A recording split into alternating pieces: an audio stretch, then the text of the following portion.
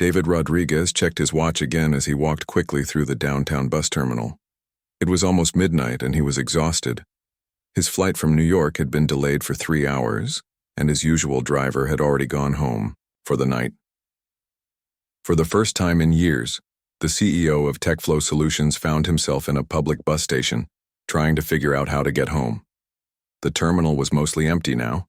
A few late-night travelers sat scattered on benches, some sleeping, others staring at their phones. The fluorescent lights buzzed overhead, casting harsh shadows across the worn tile floor.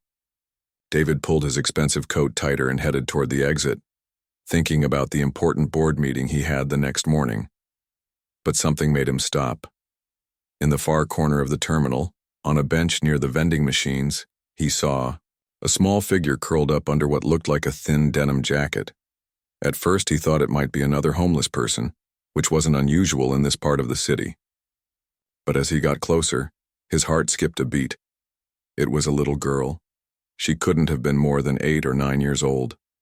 Her dark hair fell across her face as she slept, and she was using a small purple backpack as a pillow. In her arms, she clutched a stuffed elephant that had seen better days. One of its ears was torn, and the gray fabric was faded from years of love.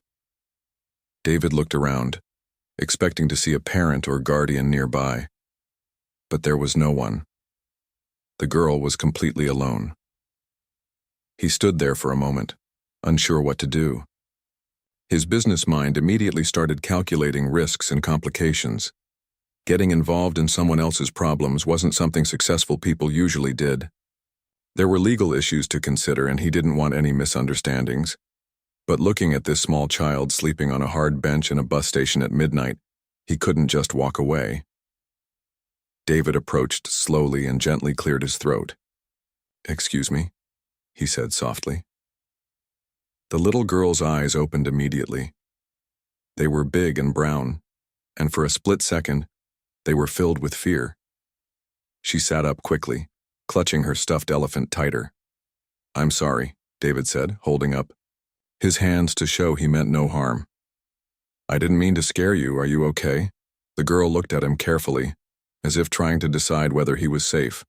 She had an intelligent face, and despite being obviously tired, her eyes were alert and cautious. "I'm fine," she said in a small voice, but David could tell she wasn't fine at all. "Are you here with someone?" he asked gently, sitting down on the bench across from her, making sure to keep a respectful distance. The girl hesitated for a moment, then shook her head. "My grandmother was supposed to pick me up," she said, "but she didn't come." When was she supposed to be here? 3 hours ago. The girl's voice was steady, but David could see the worry in her eyes. "My mom put me on the bus this morning. She said Grandma would be waiting for me." David felt his chest tighten. This child had been alone in this bus station for 3 hours, and no one had noticed or cared enough to help her. "What's your name?" he asked softly. "Isabella," she said, "but everyone calls me Bella." "Hi, Bella. I'm David. Do you have a phone number for your grandmother?" Bella nodded and pulled a crumpled piece of paper from her jacket pocket. David could see numbers written in careful handwriting, along with what looked like an address.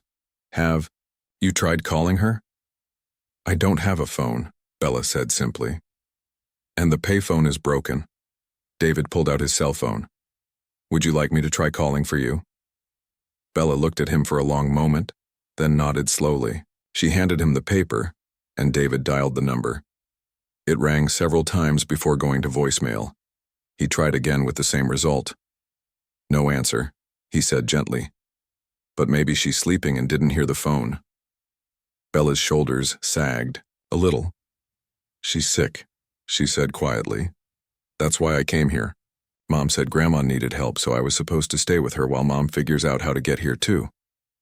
David was starting to understand the situation, and it made his heart ache. This little girl had been sent ahead by a worried mother to help care for a sick grandmother, but something had gone wrong. "Where's your mom now?" he asked. "Portland," Bella said. "She's trying to get time off work so she can come here too, but her boss is mean, and she needs the money." David looked around the terminal again. It was getting later and there were fewer people around. He noticed that the security guards seemed to be ignoring Bella completely, as if she was invisible. Other travelers walked by without even glancing in her direction. "Have you eaten anything today?" he asked.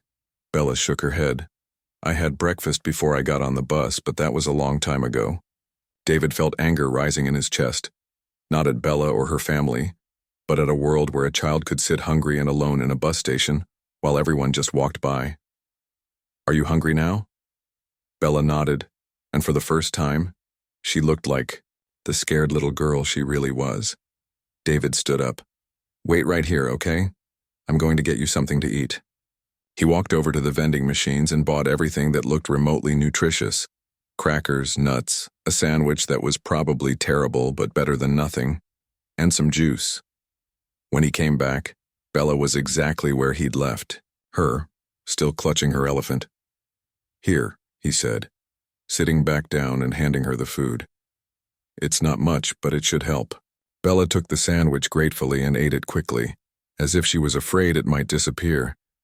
David watched her and felt something shift inside his chest. When was the last time he'd seen someone so grateful for something so simple? "Bella," he said carefully, "I need to ask you something important. Has anyone tried to help you tonight? Security guards? Other people?" Bella shook her head. "A lady asked if I was okay earlier, but when I said I was waiting for someone, she just walked away. The guards looked at me a few times, but they didn't say anything." David couldn't believe it. This child had been sitting here for hours, obviously alone and in need of help, and everyone had just ignored her. "What happens if your grandmother doesn't come?" he asked gently. Bella's face scrunched up with worry. "I don't know," she whispered. "Mom said she would figure something out, but I don't know how to call her. I only have Grandma's number." David felt the weight of the moment settling on his shoulders.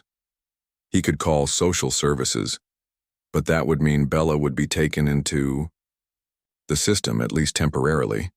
He could call the police, but they would probably do the same thing. Or he could walk away and let someone else deal with it. But looking at this brave little girl who was trying so hard to be strong, he knew he couldn't abandon her. "Bella," he said softly, "I have an idea. But I need you to trust me. Would that be okay?" David looked into Bella's worried eyes and felt his heart racing. What was he thinking? He was a businessman, not a social worker. He dealt with contracts and board meetings, not lost children. But something about this little girl's situation wouldn't let him walk away. "What kind of idea?" Bella asked quietly, still holding her stuffed elephant close. David ran his hand through his hair, trying to think clearly. "Well, I could take you somewhere safe for the night. Somewhere warm with a real bed and food. Then tomorrow we can figure out what happened to your grandmother and get in touch with your mom." Bella tilted her head, studying his face. "You're a stranger," she said simply. "My mom told me never to go anywhere with strangers." "Your mom is absolutely right," David said, impressed by Bella's caution. "And you're very smart to remember that. But sometimes, when we're in trouble, we have to make difficult choices." He pulled out his wallet and showed Bella his business card and driver's license. "My name is David Rodriguez, and I run a company here in the city. I have a daughter who's a teenager, and I promise you that all I want to do is help you get back to your family safely." Bella looked at the cards carefully, even though David doubted she could read all the words. But she was clearly trying to decide if she could trust him. "What if my grandmother comes looking for me and I'm not here?" she asked. It was a good question, and it showed how thoughtful this little girl was. David looked around the terminal again. It was getting even emptier, and the few people left looked like they were settling in for the night. This was no place for a child. "I have an idea about that too," David said. He walked over to the information desk where a tired-looking clerk was reading a magazine. "Excuse me," David said politely. "There's a little girl here who's been waiting for her grandmother to pick her up. If someone comes looking for her, could you give them this number?" He wrote his cell phone number on a piece of paper and handed it to the clerk, along with a $20 bill. The clerk looked at the money, then at David, then over at Bella. "Is everything okay?" the clerk asked.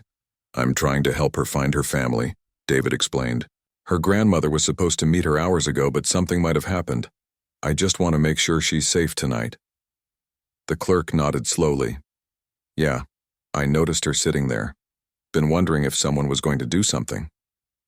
He took the paper and tucked it under his phone. If anyone comes asking, I'll call you. David felt a little better. At least now there was a connection if Bella's grandmother did show up. When he walked back to Bella, she was watching him carefully. What did you tell him? She asked. I gave him my phone number in case your grandmother comes looking for you, David explained. That way if she shows up, he can call me and we can bring you right back here.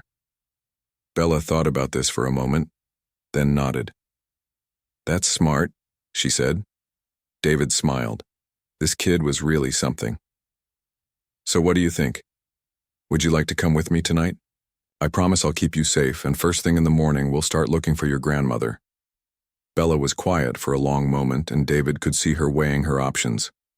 Stay in this cold, lonely bus station all night, or trust a stranger who seemed kind but was still unknown to her. Will you call my mom? She asked finally. Do you have her number? Bella shook her head. I only have Grandma's number. Mom said if anything went wrong, Grandma would know what to do. David's heart sank. Without a way to contact Bella's mother, this situation was even more complicated than he'd thought. But he couldn't change his mind now. This little girl needed help. We'll figure out how to reach her, David said. I promise. Bella stood up slowly, stuffing her few belongings back into her purple backpack. She kept her elephant tucked under one arm. Okay, she said quietly. But if you try to hurt me or take me somewhere bad, I'll scream really loud.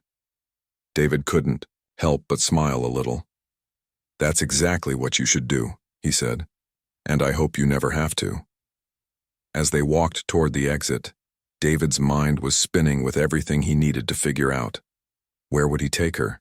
He couldn't bring her to his house without his wife knowing what was happening. That would terrify everyone involved. He needed somewhere public, somewhere safe, somewhere that wouldn't cause problems for anyone. Are you hungry for anything else? He asked as they walked. Maybe a little, Bella admitted. I'm not used to eating so late. David made a decision. There was a family-friendly hotel about 10 minutes away. It was the kind of place that catered to business travelers with families, and they had a restaurant that stayed open late. He could get Bella a proper meal and a safe place to sleep, and in the morning, they could start making phone calls. I know a nice hotel nearby, David said as he hailed a taxi. They have good food and you can get a real bed for the night. Is it expensive?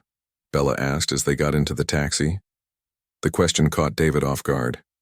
Here was this 8-year-old girl worried about money even in the middle of her own crisis. Don't worry about that, David said gently. I've got it covered. Mom says we should never let people spend money on us unless we can pay them back, Bella said seriously. David felt his throat tighten. This little girl had been raised with such strong values, even in what were clearly difficult circumstances. Your mom sounds like a very good person, David said, and you can pay me back someday when you're grown up if you want to. But right now, the most important thing is keeping you safe. The taxi pulled up to the hotel, and David helped Bella out. The lobby was warm and brightly lit, with comfortable chairs and soft music playing. Bella looked around with wide eyes. I've never been in a place like this, she said quietly. David walked up to the front desk where a friendly-looking woman was working the night shift. Hi, David said. I need 2 rooms for the night, please. Something family-friendly. The desk clerk looked at David, then at Bella, and David could see questions forming in her eyes. This is a bit of an unusual situation, David said quickly. I found this little girl at the bus station.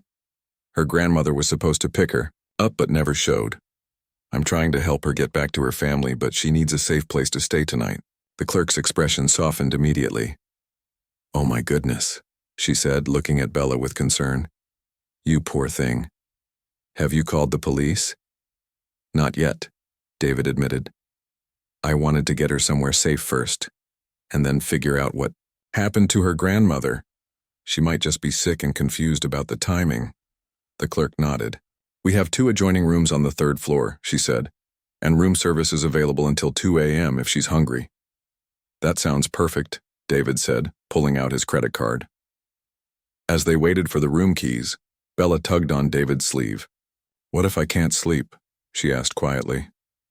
"Well," David said, thinking quickly, "the rooms are right next to each other with a door in between. If you need anything, you can just knock, okay?" Bella nodded, looking a little relieved.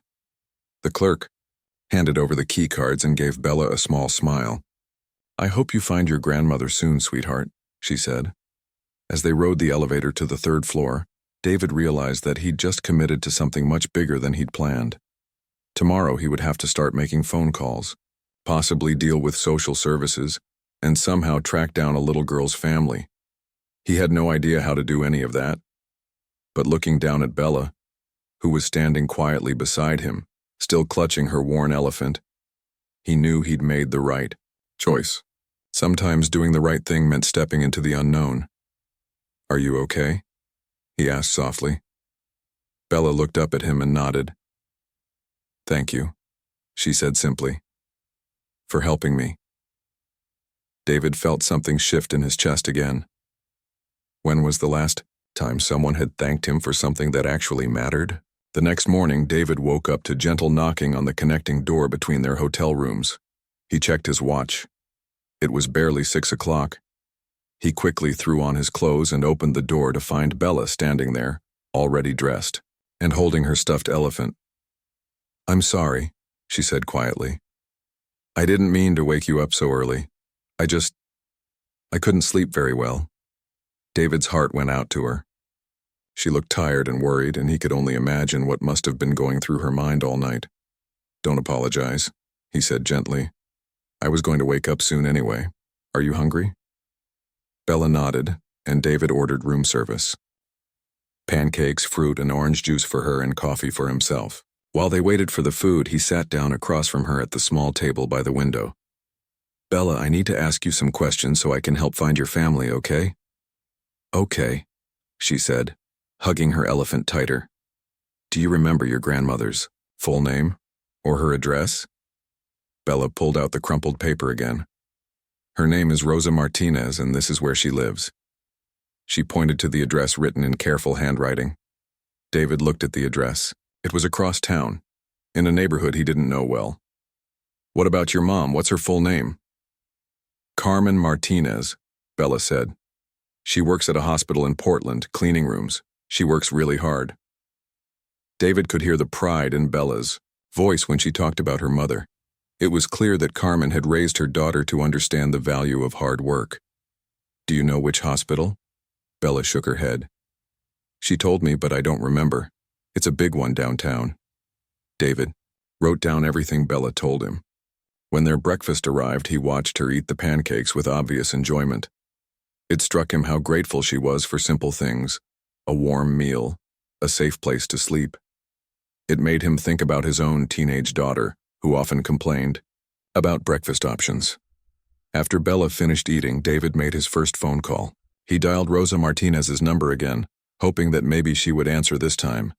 But again, it went straight to voicemail. "Rosa, this is David Rodriguez. I'm calling about your granddaughter Bella. She's been waiting for you since yesterday evening, and we're worried about you. Please call me back as soon as you get this message." He left his number and hung up. "Still no answer?" Bella asked. "Not yet, but that doesn't mean anything bad happened," David said, though he was starting to worry. Maybe she's at a doctor's appointment or her phone battery died. His next step was to drive to Rosa's address. David explained to Bella what they were going to do, and she seemed relieved to have a plan. The drive across town took about 30 minutes. Rosa's neighborhood was older, with small houses and narrow streets. When they found the right address, David's heart sank a little. The house was small and needed repairs, and there was no car in the driveway. They knocked on the front door, but nobody answered. David tried looking through the windows, but the curtains were closed. A neighbor working in her garden next door noticed them and walked over. "Are you looking for Rosa?" the woman asked. She was elderly, with kind eyes and dirt-stained gardening gloves. "Yes," David said. "This is her granddaughter Bella." Rosa was supposed to pick her up yesterday, but she never showed up. The neighbor's face filled with concern. "Oh dear," she said, looking at Bella with sympathy. "Rosa had a bad episode 3 days ago. The ambulance came and took her to City General Hospital. She seemed so confused, poor thing." David felt his stomach drop. This explained everything: why Rosa hadn't come to get Bella, why she wasn't answering her phone. "Is she okay?" Bella asked in a small voice. The neighbor knelt down to Bella's level. "The doctors are taking good care of her, sweetheart, but she's been very sick and confused lately. She probably doesn't even remember what day it is." David thanked the neighbor and got directions to City General Hospital. As they drove there, Bella was very quiet. Finally, she spoke up. "Is my grandma going to die?" she asked. David chose his words carefully. "I don't know, Bella, but the doctors are doing everything they can to help her get better. And no matter what happens, we're going to make sure you get back to your mom." At the hospital, David explained the situation to the staff at the information desk. After some calls and paperwork, they were directed to the 3rd floor, where Rosa Martinez was staying. The elderly woman in the hospital bed looked small and fragile. She was awake, but seemed confused and distant. When Bella approached her bedside, Rosa looked at her with uncertainty. "Grandma, it's me, Bella," the little girl said softly. Rosa's eyes focused a little, and she reached out a shaky hand to touch Bella's face. "Mija," she whispered. "What are you doing here?" "Mom sent me to help take care of you," Bella said gently. "But you couldn't come get me from the bus, so this nice man helped me." Rosa looked at David with confusion. "Who are you?" she asked. David stepped forward carefully. "I'm David Rodriguez, Mrs. Martinez. I found Bella at the bus station last night when you didn't show up. I've been keeping her safe while we tried to find you." Rosa's face crumpled with distress. "I was supposed to..." Carmen said. She looked lost and upset. A nurse came into the room and gently explained that Rosa had been having memory problems and periods of confusion since her stroke. She was receiving treatment, but it would take time to know how much she would recover. "The important thing now is contacting the child's mother," the nurse said to David. "Do you have any way to reach her?" David shook his head. Bella only had her grandmother's contact information. The nurse thought for a moment. "Let me check with our social worker. She might have some ideas about how to track down the mother." While they waited, David sat with Bella near Rosa's bed. The little girl held her grandmother's hand and talked to her quietly, telling her about the bus ride and how scared she'd been. Rosa seemed to understand some of what Bella was saying, but she kept forgetting things and asking the same questions, over and over. After about an hour, the hospital social worker came in. Her name was Linda, and she had a warm, professional manner that immediately put everyone at ease. "I've been making some calls," Linda said. "I contacted the major hospitals in Portland and found where Carmen Martinez works. She's been trying to get time off to come here, but there were some complications with her supervisor. The good news is that she's on a bus right now and should be here by tonight." David felt a huge wave of relief wash over him. "She's coming?" "Yes. I spoke with her directly about an hour ago. She was so relieved to hear that Bella was safe. She's been frantic with worry." Bella's face lit up for the first time since David had met her. "My mom is really coming? She'll be here by 8 o'clock tonight," Linda confirmed. David realized that his unexpected adventure was almost over. In a few hours, Bella would be reunited with her mother, and he could go back to his regular life. But as he looked at this brave little girl who had handled such a scary situation with such grace, he felt something he hadn't expected. He didn't want to just disappear from her life. "Bella," he said carefully, "when your mom gets here, would you like me to stay and meet her? I'd like to make sure everything works out okay." Bella nodded eagerly. "Yes, please. I want her to meet you. I want to tell her how you helped me." As the day went on, David found himself learning more about Bella and her family. She told him about school, about her favorite subjects, about how her mom worked 2 jobs to make sure they had everything they needed. She was clearly a bright kid with big dreams, but David could see the challenges she faced. When evening finally came, David's heart was racing almost as much as Bella's. They waited in the hospital lobby, watching every person who walked through the door. And then, at exactly 8 o'clock, a young woman rushed through the entrance looking around frantically. "Mama!" Bella called out, running toward her. The reunion was beautiful and heartbreaking at the same time. Carmen swept Bella into her arms, crying and speaking rapid Spanish, checking to make sure her daughter was okay. David watched from a distance, feeling like he was intruding on a private moment. But then Bella took her mother's hand and led her over to where David was standing. "Mama, this is David," Bella said in English. "He's the one who helped me." Carmen looked at David with eyes full of tears and emotions he couldn't quite read. She was younger than he'd expected, probably in her late 20s, with the tired look of someone who worked too many hours but still had incredible strength in her face. "Thank you," she said in accented English, her voice shaking. "Thank you for taking care of my baby." "It was nothing," David said, though he knew it wasn't true. "I just couldn't leave her there alone." Carmen hugged Bella tighter, then looked back at David with a mixture of gratitude and something that might have been worry. "I need to know what happened. Everything." They sat down in the hospital waiting area, and David carefully explained how he'd found Bella at the bus station, what they'd done to find Rosa, and how they'd ended up at the hospital. Bella filled in details, telling her mother about the hotel and the pancakes and how David had been kind to her. As the story unfolded, David watched Carmen's face change. The relief was clear, but he could also see pride, worry, and maybe a little embarrassment. When they finished talking, Carmen was quiet for a long moment. "I am so sorry," she finally said. "This should not have happened. I thought my mother was getting better, but the doctors here told me about her stroke. I had no idea it was so bad." "You don't need to apologize," David said. "You were trying to take care of your family. That's nothing to be sorry about." Carmen looked at him carefully. "You are a good man," she said, "but I need to ask you something, and please be honest with me." David nodded. "Why did you help her?" "Really? You don't know us. We are strangers to you.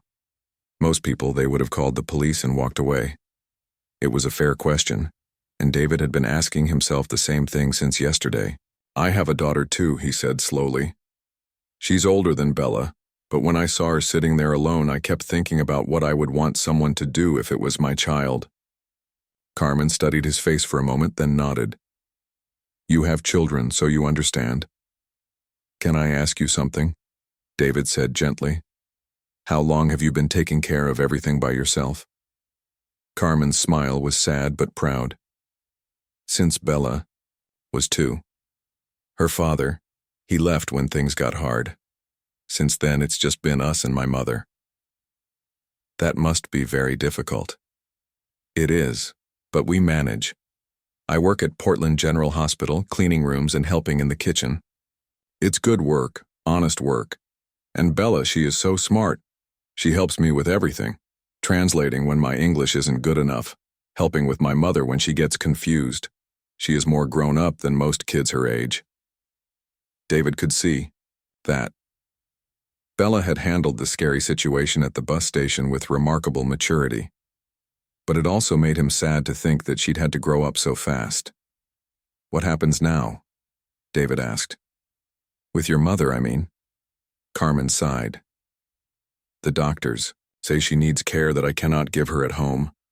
There is a place here in the city, a good place for people with her condition, but it costs money I don't have."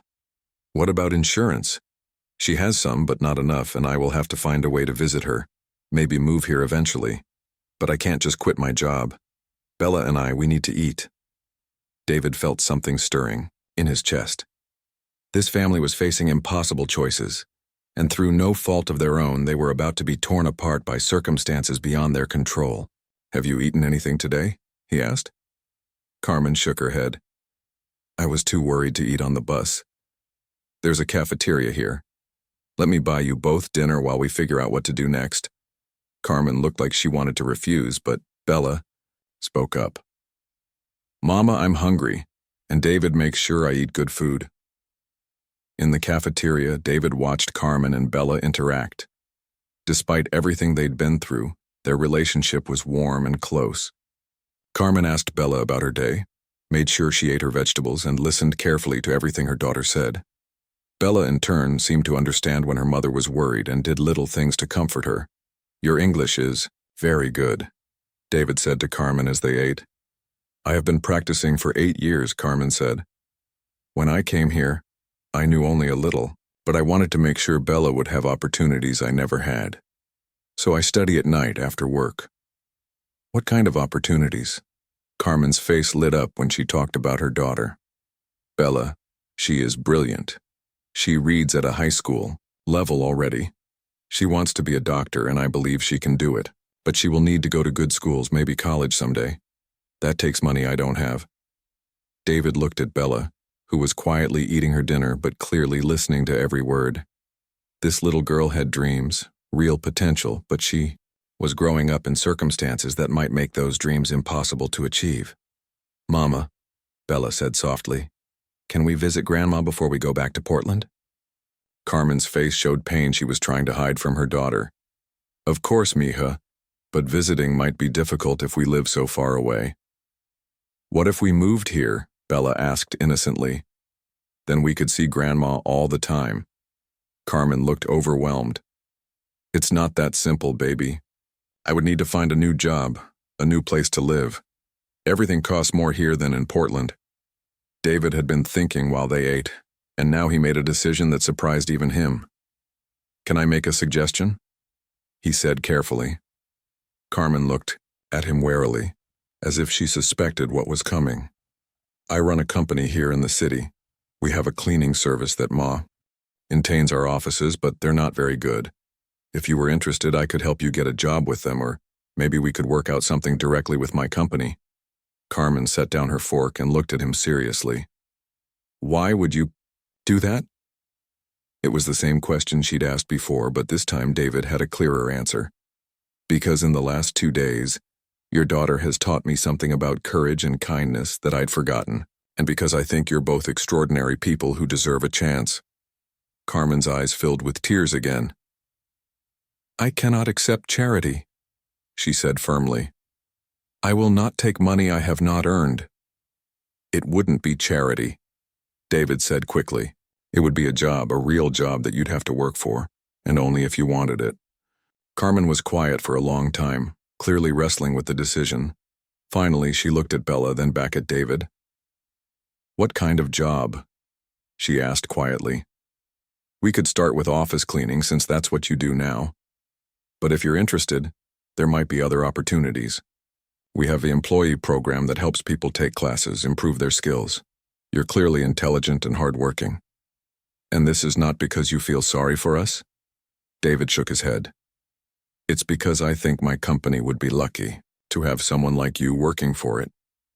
Bella looked back and forth between the adults, understanding that something important was being discussed, even if she didn't grasp all the details.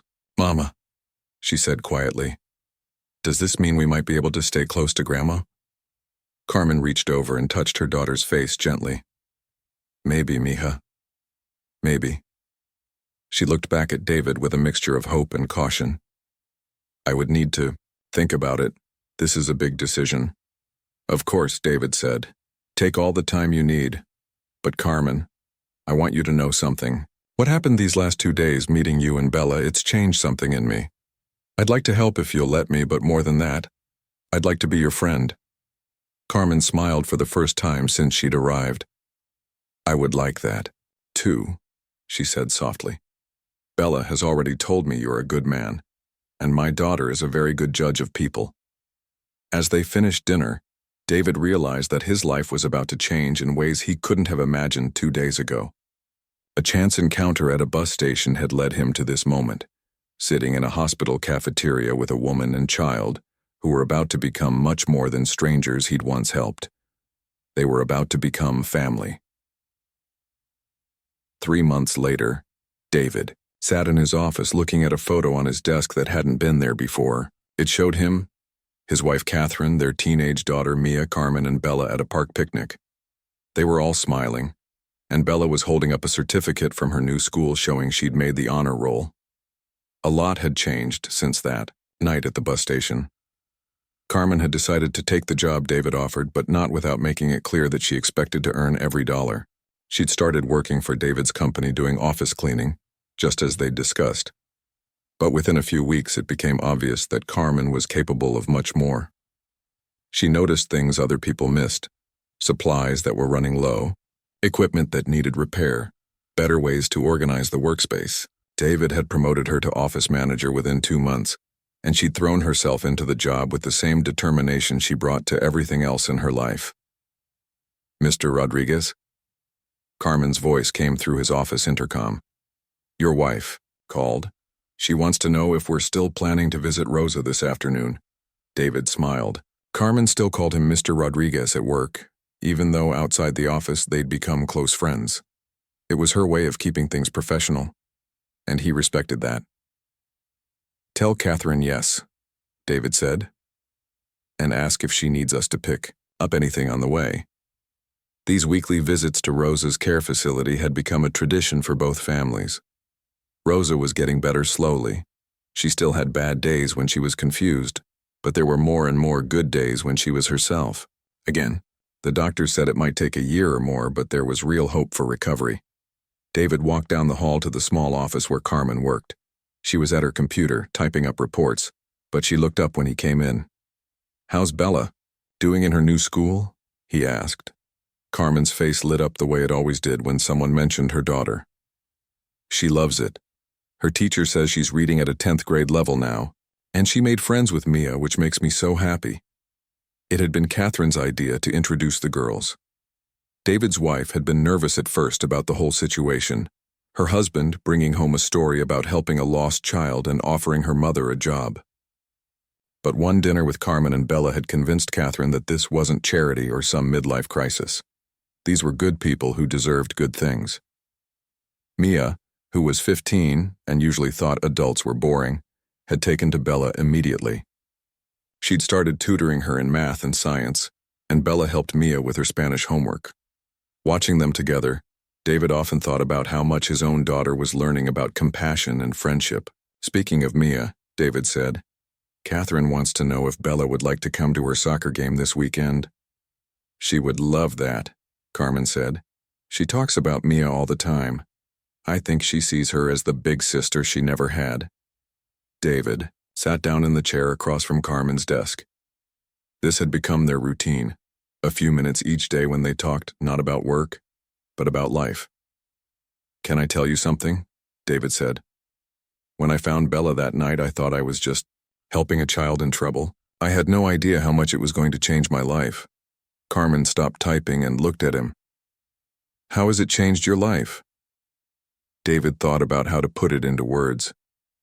"Before I met you and Bella, I was successful, but I wasn't really paying attention to what mattered.